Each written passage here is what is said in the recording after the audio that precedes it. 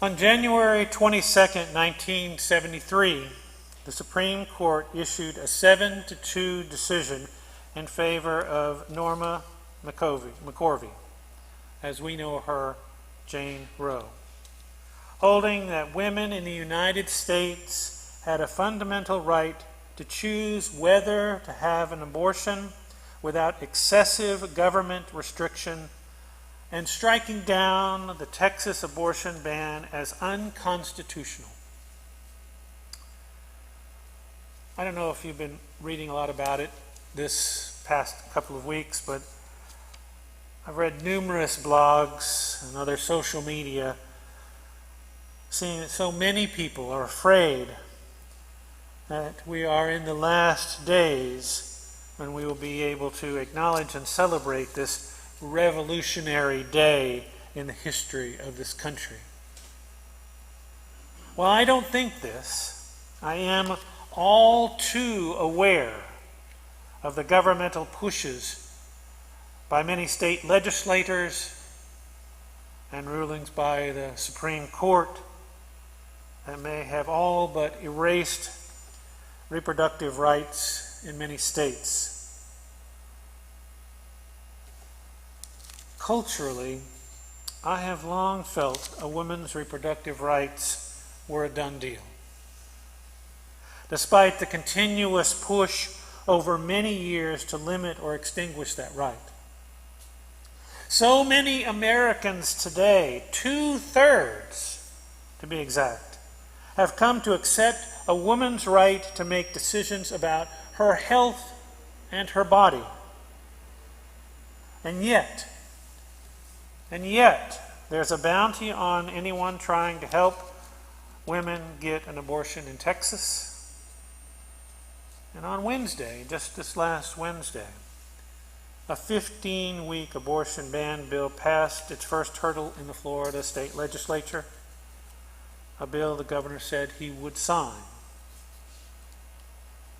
The vocal minority has been loud and busy these past few years. Women's reproductive rights are in jeopardy. We heard this morning Laura's experience, and I know as I listened, I learned a few things. Despite the legality of abortion in this country, it is still not easy to find the resources to get one, nor do all health professionals assist in the process. A medical procedure, a medical right that women have. And while Laura did not experience the shame of getting an abortion, so many women are given the message that they should feel shame. She did end up feeling like she'd gotten a back alley abortion and landed in the hospital because her options for this, supposed to have been a safe medical procedure, were curtailed.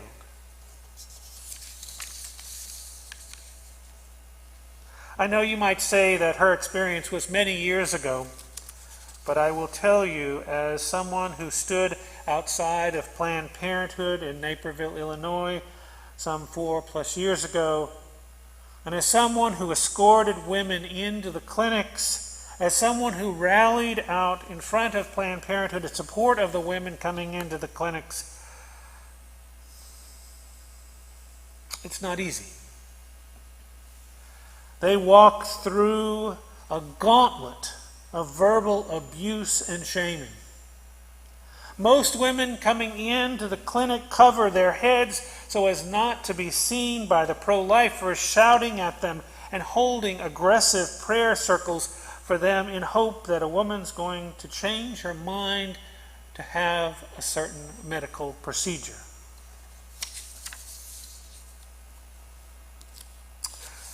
Some 10 years ago, I was on the board of the Iowa Abortion Access Fund. We raised funds for women to be able to afford an abortion. Despite this being a medical procedure, insurance companies won't pay for it. Thus, People's Church, Unitarian, Universalist in Cedar Rapids, Iowa,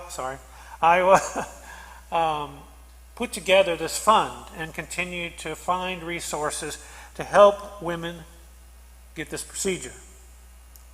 The fund was initially called the Iowa Medical Aid Fund because the board of this Abortion Access Fund, which is what it was afraid of using the word abortion in their title or in any of their brochures. What it said on their brochures is that we remain committed to ensuring financial access and safe reproductive choice for women in Iowa. During my time on the board, we decided the word abortion needed to be in our literature, in our name, to directly address the cultural shame, and in our name, to directly address the cultural shame and to encourage people to use the word abortion. Not to make it some sort of taboo word that people only talked about in whispers or behind closed doors, which resulted for many women in not talking to anybody about it except the person who was giving them the medical procedure. Our goal was to destigmatize the word abortion so that more women and men would talk openly about it.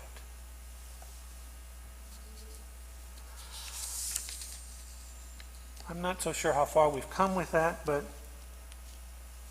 more and more of these funds use that word abortion in their literature, trying to take that shame away. Now, I've used the term reproductive justice in the title of this service and throughout a little bit, and yet I haven't defined it for you. And so I want to do that. First, to let you know its history.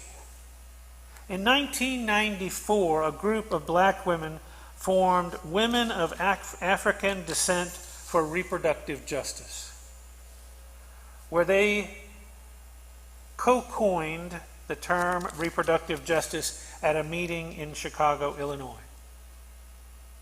According to Sister Song, Women of Color Reproductive Justice Collective, reproductive justice is the right to maintain personal bodily autonomy, have children, not have children, and parent the children we have in a safe and sustainable community. The term centered around the people most at risk of reproductive oppression. You know, I always thought I knew what reproductive justice was. It was to help women maintain the right to be able to get an abortion or birth control. But, my friends, it is so much more than that. And I've learned so much, even in just the past couple of weeks as I've been attending more and more workshops on reproductive justice. One of the ones I attended was put on by the Unitarian Universalist Association Side with Love campaign. It was also put on by Unitarian Universalist religious educators and the Unitarian Universalist Ministers Association. And it was called Our Calling to Reproductive Justice. During this presentation, one of the presenters, her name was Gerald Hall, told us her definition of reproductive justice. She was more complete and comprehensive. It's an essential transformation of the systems and institutions that perpetuate oppression into structures that realize justice, and a future when all people can self-determine their reproductive lives free from discrimination, coercion, or violence. The tenets of reproductive justice have remained the same as they were back in 1994. The right to have children, the right to not have children, the right to parent children in a safe and healthy environment, and the right to bodily autonomy. I don't know if it was the first time that I've heard that, but I certainly more clearly understood that reproductive justice is so much more than protecting a woman's rights to reproductive choice. It also encompasses reproductive health and a need for real systemic change. Real systemic change. Reproductive health and rights include contraception, sterilization, abortion, parental care, labor and delivery, postpartum care, treatment for sexually transmitted diseases and infections, as well as comprehensive sexual education.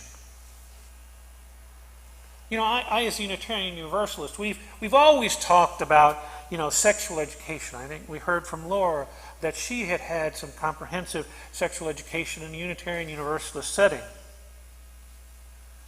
But there is so much more that needs to be done for the society as a whole. I try to speak out as much as I can.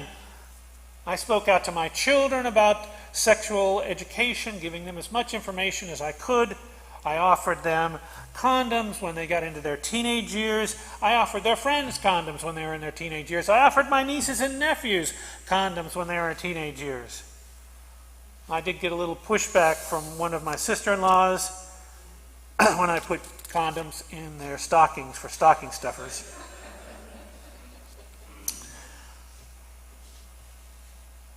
Reproductive justice includes these issues, as well as things we might not consider. Food deserts, affordable housing, quality education, livable wages, safety net programs, reliable and safe transportation, climate change, freedom from state-based and domestic violence. All the systems that suppress and oppress people in our country. Before we go too much further, I want you to think about who is going to be affected by these laws that limit a woman's access to this medical procedure.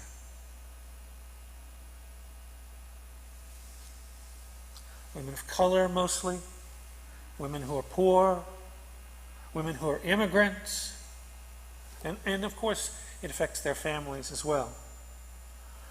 White women, while they will still have difficulty, as we heard from Laura today, generally have the financial and social resources to get an abortion regardless of where they live. But those who don't know the systems, don't have the money, don't know people who can help them, and or don't know the language, will be unable to get reproductive health or have reproductive choice. They will not be able to get an abortion regardless of whether the pregnancy is due to incest or rape, or whether it threatens the health of the woman, or if they were unable, for whatever reason, to bring another child into this world and to raise it in a safe and healthy environment.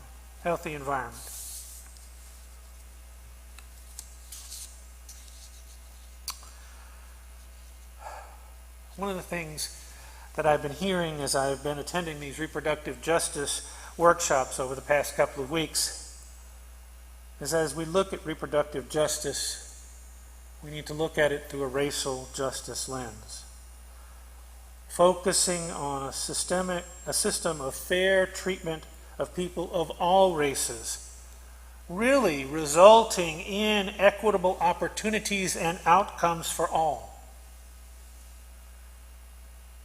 We must actively ask questions like, who is being directly and indirectly affected when these laws change? We must evaluate intent versus impact, dig deeper to identify who benefits and who is harmed, bring intersectional identity into the conversation. I heard this a lot. And understand the different levels of oppression. Justice is multidimensional. There is no one-size-fits-all solution. Part of the process of making reproductive justice happen is coalition building and developing a collective vision and goals based on shared values and building trust. This means we must not do silo reproductive justice issues. We must think in terms of a bigger picture that includes health, access, social support, and justice. You know, I will tell you, not this month but next month, I'm bringing in a group to talk with us about reproductive justice. They're involved in a fund here in Florida to help women get reproductive justice. My friends, we need to center our work on those who are most impacted.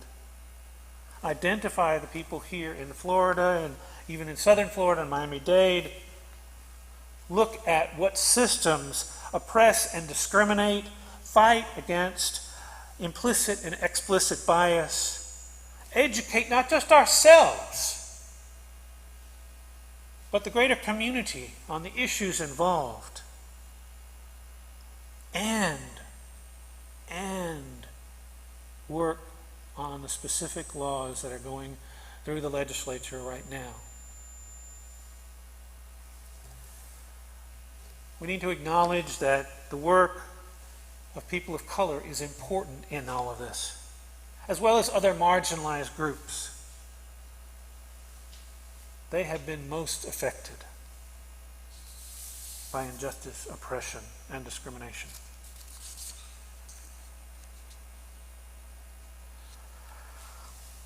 There are so many bills going through so many legislatures right now to restrict a woman's choice. Another bill going on in Tallahassee is House Bill 167. I just bring it because I want to tell you that there are a number of bills going through the process. This particular one requires a physician to conduct a test for and inform a woman seeking an abortion of the presence of a detectable fetal heartbeat. Detection of the heartbeat prohibits the physician from performing or inducing abortion, or if a physician fails to conduct this test to detect the fetal heartbeat, this law authorizes private civil cause of action for certain violations and provides for civil remedies and damages. What does that mean? It's the bounty again, just like they have in Texas. And there are 90 such laws restricting abortion in state capitals all over this country, an all-time high. We must fight against them. And we need to do more than that, not just fight against them, but ask questions of ourselves as we do this work. How can we make it easier for women to have reproductive health and rights? How can we find resources to get a woman's health needs met and to ensure reproductive choice? What systems and resources need to be in place so that women can raise healthy, safe, thriving children? How can we reduce the harm that's being done to people of color, marginalized groups, and the poor? How do we create a just, equitable, compassionate, and peaceful country? And these are just some of the questions we need to ask. I want to share with you two different approaches now that people have taken to try to address what's going on in our country. They're very different, but we may learn something about how we can help and what we as a community might be able to do, or with a coalition might be able to do. One is being done through First Unitarian Universalist Church of Dallas, and being fully supported by their minister, Reverend Dr. Daniel C. Cantor. They are raising money, finding abortion clinics around the country who have appointments available, and transporting women seeking an abortion to these clinics. They started out using buses. It would take a few days to get there. They'd have to stay at least overnight. The woman would stay there overnight, and then they'd be brought back. But it didn't work for the people that was really impacted. Think about this. People of color, people who are poor, people who needed the help couldn't take off from work for that long. They couldn't afford it, and they might get fired. Now, they are transporting these women by airplane, with at least one member of the congregation going with them.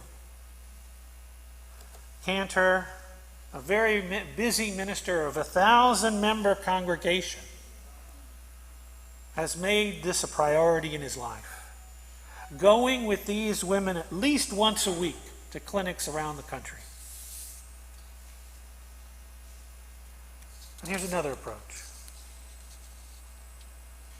During one of the workshops I attended, I was introduced to a woman by the name of Rebecca Antoine.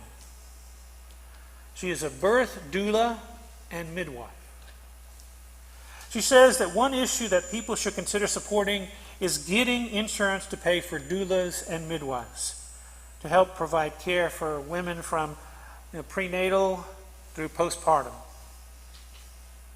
Many insurance companies won't pay for midwives, or you have to get a separate policy if the coverage is even available, and there is no coverage for a doula.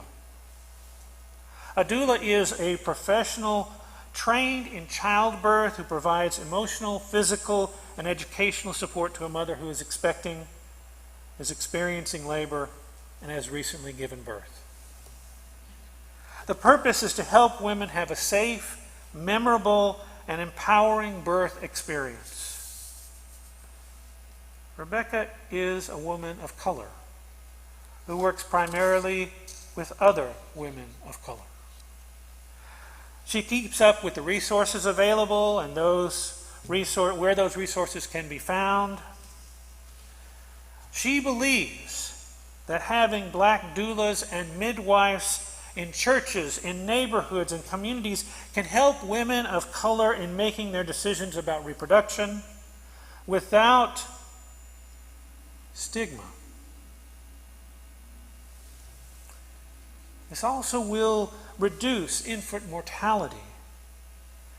And she believes, with more of these in the community, that they become a consciousness, a conscience reducing stigma in these black communities, and help people to approach reproductive choice as a medical decision that they have every right to choose. I've never thought about supporting doulas or midwives. I wonder how I might help. Getting more doulas and midwives of color, helping them get the resources they need to make a difference to the people who know them and trust them. Now, I know I've shared a lot with you today. It could be overwhelming, the amount of material, but reproductive justice is that. It's just complex. And we have to be open to possibilities, to consider the lens we might need to look through as we consider where to put our time, treasure, and talent to really make a difference. And to let those people truly impacted lead the way. As we do this reproductive justice work, my friends, let it be an answer to the call of love. Let our hearts guide us. Let us be emboldened and strengthened by our faith and by our faith community. And let us look forward to a new day dawning when love will not divide and the reflections of grace will be in every embrace, fulfilling a vision of a just and equitable world.